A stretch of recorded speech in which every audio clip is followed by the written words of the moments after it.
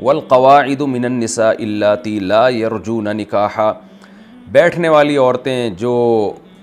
بوڑھی عورتیں ہیں، لا یرجون نکاحا، اور بڑھاپے کی حد یہ ہے کہ اب ان کو نکاح کی امید ہی نہیں رہی ہے۔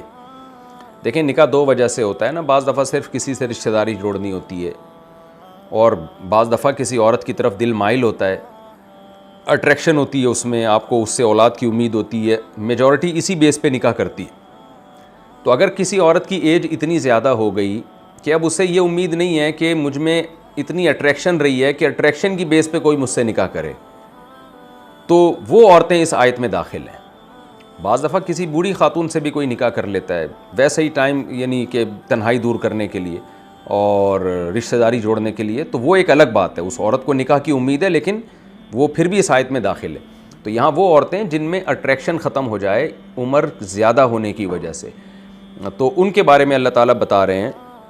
فَلَيْسَ عَلَيْهِنَّ جُنَاحٌ، تو ایسی عورتوں پہ کوئی حرج نہیں ہے، أَن يَضَعْنَ ثِيَابَهُنَّ، کہ وہ اپنے اضافی کپڑے اتار دیں۔ اضافی سے مراد ہے سورہ حجاب میں جس پردے کا اللہ نے حکم دیا وہ والا پردہ ان عورتوں پہ نہیں ہے۔ سورہ حجاب میں کس پردے کا اللہ نے حکم دیا؟ جس کو سورہ احزاب بھی کہا جاتا ہے، یا ایھا النبی قل لازواجک وبناتک ونساء المؤمنین یدنین علیہن من جلابیبہن، اے نبی آپ اپنی بیویوں سے، بیٹیوں سے اور عام مسلمان عورتوں سے کہہ دیجئے کہ گھر سے جب وہ نکلیں تو اپنے اوپر چادر ڈال دیں، یا اپنے اوپر سے مراد ہے اپنے سر پہ، تاکہ اس سے چہرہ چھپ جائے۔ تو وہ آیت ہے جس نے چہرے کے پردے کو واجب کیا ہے، لیکن آگے اللہ نے اس کی حکمت بیان کی ہے کہ وہ حکمت میں پہلے والے ایپیسوڈ میں بہت ڈیٹیل سے بیان کر چکا ہوں، اس کو میں دوبارہ ریپیٹ نہیں کروں گا۔ وہ حکمت یہ ہے کہ فتنے کا خوف ہے، تو اس لیے امام شافعی، امام احمد بن حنبل کے نزدیک تو چہرہ چھپانا بہر صورت فرض ہے، چاہے فتنے کا خوف ہو یا نہ ہو۔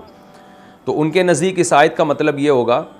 کہ چہرہ بھی سطر میں داخل ہے، لیکن بوڑھی عورتیں اس سے مستثنی ہیں، وہ چہرے پہ چادر ہٹا سکتی ہیں۔ اور امام حنیفہ کے نزدیک اس آیت کا مطلب یہ ہے کہ چہرے کا پردہ چونکہ فتنے کے خوف سے ہے، تو بوڑھی عورتوں میں فتنے کا اندیشہ نہیں ہے، اس لیے اللہ نے بوڑھی عورتوں کو واضح طور پر بیان کر دیا کہ وہ جوان عورتوں کو ہم نے چہرے کا پردہ کرنے کا حکم دیا ہے فتنے کے خوف سے۔ بوڑھی میں چونکہ فتنے کا اندیشہ ہی نہیں ہے تو ان پر کوئی حرج نہیں ہے کہ وہ اپنے اضافی چادر کو وہ اتار لیں۔ تو یہ دونوں کی تفسیر کو میں دوبارہ ریپیٹ کر دیتا ہوں۔ امام شافعی اور امام احمد ابن حنبل کے نزدیک اس آیت کا مطلب یہ ہے کہ سورہ نور میں جو پہلے اللہ نے بیان کیا کہ لا یبدین زینتہن الا ما ظہر منہا، کہ عورت اپنی زینت کو ظاہر نہیں کر سکتی سوائے جو اوپر کی زینت ہے، یعنی اوپر کا برقع ہے یا چادر ہے، وہ چھپانا تو ممکن نہیں ہے۔ تو امام احمد اور امام شافعی کے نزدیک اس آیت میں چہرہ چھپانا بھی فرض ہے، کیونکہ وہ تو موضع زینت ہے، زینت تو سب سے زیادہ چہرے میں ہوتی ہے، تو کہتے ہیں وہ فرض ہے۔ اور اس آیت میں اللہ نے بوڑھی عورت کو مستثنیٰ کر دیا کہ چہرہ کا پردہ فرض بوڑھی عورت پہ نہیں ہے، یعنی تمام ائمہ کے نزدیک اس آیت کا مطلب یہ ہے کہ بوڑھی عورت چہرہ اگر نہ چھپائے تو کوئی حرج نہیں ہے۔ اپنے اضافی کپڑے اتارنے کا مطلب جو اضافی چادر ہے جس نے چہرے کو چھپایا ہوا تھا وہ اتار سکتی ہے، لیکن تفسیر میں اختلاف ہے۔ تو امام احمد، امام شافعی کہتے ہیں کہ دیکھو وہاں پہ عورت پہ چہرہ چھپانا بہر صورت فرض تھا، سورہ نور کی جو شروع کی آیتیں، یہاں اللہ نے چھوٹ دے دی ہے کہ بوڑھی عورت اس سے مستثنی ہے۔ جبکہ امام ابو حنیفہ کے نزدیک سورہ نور کی جو شروع کی آیتیں تھیں نا، لا یبدین زینتہن الا ما ظہر منہا،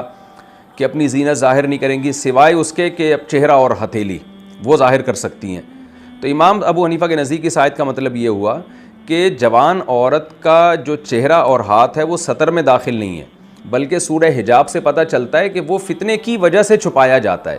باقی باڈی تو فتنہ ہو یا نہ ہو بہرحال چھپائی جائے گی، لیکن چہرہ جو ہے وہ فتنے کی وجہ سے چھپایا جاتا ہے۔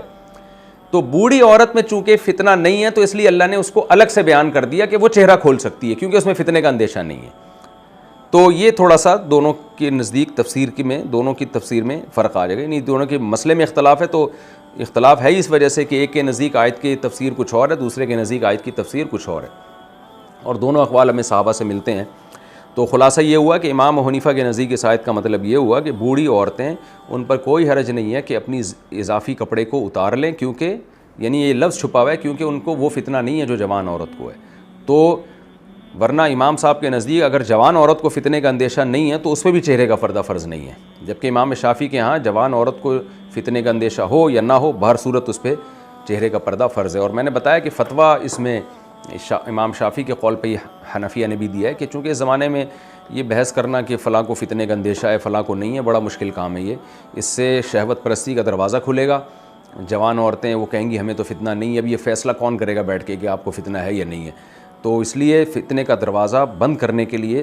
ہر جوان عورت کو یہی حکم دیا جائے گا کہ وہ چہرہ چھپائے۔ تو احناف نے اسی قول کو اختیار کیا ہے، ضرورت کے مواقع مستثنیٰ ہے، وہ میں کئی بار اس کی ڈیٹیل بتا چکا ہوں، لیکن بہرحال بوڑھی عورت اگر چہرے کا پردہ نہیں کرتی تو اس پہ کوئی حرج نہیں ہے، اس کو اللہ تعالیٰ نے واضح طور پر اس حکم کو بیان کر دیا۔ غیر متبرجات بزینہ، بشرطے کہ اپنی زینت کو ظاہر کرنے والی نہ ہو۔ اس کے دو مطلب ہو سکتے ہیں، ایک تو یہ کہ ان کی نیت زینت کا اظہار نہ ہو، اور دوسرا مطلب یہ ہو سکتا ہے کہ بشرطے کہ وہ زینت کے مواقع جس کو کھولنا ہر حال میں ناجائز ہے اس کی ظاہر کرنے والی نہ ہو، یعنی جس کی گنجائش ہے وہ چہرہ اور ہاتھ ہی ہے، اور پاؤں بھی اس میں داخل ہے، میں نے بتایا۔ تو اس کے علاوہ اضافی زینت کو ظاہر نہ کریں وہ۔ آگے اللہ تعالیٰ فرماتے ہیں وَأَن يَسْتَعْفِفْنَ، اور اگر وہ اس سے بھی احتیاط کریں گی، یعنی وہ چہرے کا پردہ بھی کریں گی، خیر لہن، تو یہ ان کے لیے زیادہ بہتر ہے۔ واللہ سمیع علیم، اللہ سننے والا اور جاننے والا ہے۔ آپ نے ایک بات میرے بیان میں اکثر سنی ہوگی، اس کو میں بہت دفعہ بتاتا ہوں کہ آج بعض اسکالرز ایسے ہیں جو کہتے ہیں کہ علماء نے عورتوں پہ بڑی سختی کر دی ہے، اور بعض عورتیں سر کے بال سے لے کے پاؤں کے ناخن تک بدن ڈھانپتی ہیں، حالانکہ اس میں تو اتنی سختی نہیں ہے، اور بعض عورتیں جو ہے وہ آواز کا بھی پردہ کرتی ہیں۔ ابھی کوئی جامع ازہر کے کسی مولانا صاحب کا کوئی فتویٰ کسی نے شیئر کیا، پتہ نہیں صحیح ہے یا غلط ہے، کہ اسکول میں جو ہے لڑکیوں پہ اسکارف پہ پابندی کا مطالبہ کیا انہوں نے کہ چہرے کا پردہ اسلام میں نہیں ہے تو عورت چہرہ کھولے گی، جو لڑکیاں اسکول میں جا رہی ہیں ان کو اسکارف لینے کی اجازت نہیں ہے۔ تو میں نے اس پہ بیان کیا تھا کہ شریعت میں پردے کی کچھ حدود ہیں، لیکن کوئی بھی عورت جتنا زیادہ پردہ کرے تو اسلام اس کو اپریشیٹ بہرحال کرتا ہے، یعنی اس کی حوصلہ افزائی کی جائے گی، حوصلہ شکنی نہیں کی جائے گی۔ تو اگر آپ چہرہ کھولنے کی گنجائش دیتے بھی ہیں تو بھی اگر کوئی عورت چہرہ چھپانا چاہے تو اسلام میں فضیلت اسی کی ہے، لہذا ایسا قانون بنانا کہ عورت چہرے کا پردہ کر نہیں سکتی یہ بہرحال حرام ہے، یہ قانون ظلم ہوگا۔ تو آپ دیکھیں اس کی کتنی بڑی دلیل یہ ہمارے پاس یہ آیت ہے کہ اللہ تعالیٰ بوڑھی عورت کو بھی کہہ رہے ہیں کہ تم چہرہ کھول سکتی ہو، لیکن اگر تم اس سے بھی احتیاط کرو تو یہ بہتر ہے۔ تو جب بوڑھی عورت سر کے بال سے لے کے پاؤں کے ناخن تک اگر پردہ کرتی ہے تو اللہ اس کے عمل کی بھی حوصلہ افزائی کر رہے ہیں۔ تو جوان عورت اگر بہت زیادہ پردہ کرے تو اور اچھی بات ہے، جتنا زیادہ پردہ کرے گی اتنا اچھا ہے۔ ہاں، اتنا پردہ کہ شریعت کے احکام میں کوتاہی ہونا شروع ہو جائے یا حقوق العباد میں کوتاہی ہونا شروع ہو جائے پھر وہ ناجائز ہے۔ حقوق العباد میں کوتاہی بھی ہو سکتی ہے بعض دفعہ، مثال کے طور پر ایک عورت جو ہے اس کا شوہر مر گیا، چھوٹے یتیم بچے ہیں اور ان کا کمانے والا کوئی نہیں ہے، تو پھر عورت جاب کرتی ہے، ملازمت کرتی ہے، تو وہ اس شدید پردے کے ساتھ جو اسلام میں لازم نہیں ہے مستحب ہے وہ نہیں جاب کر سکتی، تو بچے بھوکے مر رہے ہیں تو گنہگار ہوگی پھر وہ۔ اسی طرح نماز پڑھنا ہے کہیں، اب وہاں پر جو ہے وضو کے لیے عورت کو چہرہ کھولنا پڑ رہا ہے تو مجبوری ہے، پھر وضو کا حکم وہ زیادہ مؤکد ہے، تو حتی الامکان اپنے آپ کو مردوں سے چھپائے، لیکن وضو تو بہرحال کرنا پڑے گا اس کو۔ تو جہاں اللہ کا کوئی حکم ٹوٹ رہا ہو یا مخلوق کی حق تلفی ہو رہی ہو تو وہاں پھر یہ کہا جائے گا کہ شریعت نے جو گنجائش دی ہے اس سے فائدہ اٹھایا جائے۔ لیکن نارملی کوئی بھی خاتون جتنا سخت سے سخت پردہ کرتی ہے تو شریعت اس کو اپریشیٹ ہی کرتی ہے، اس کی حوصلہ افزائی کرتی ہے، حوصلہ شکنی نہیں کرتی۔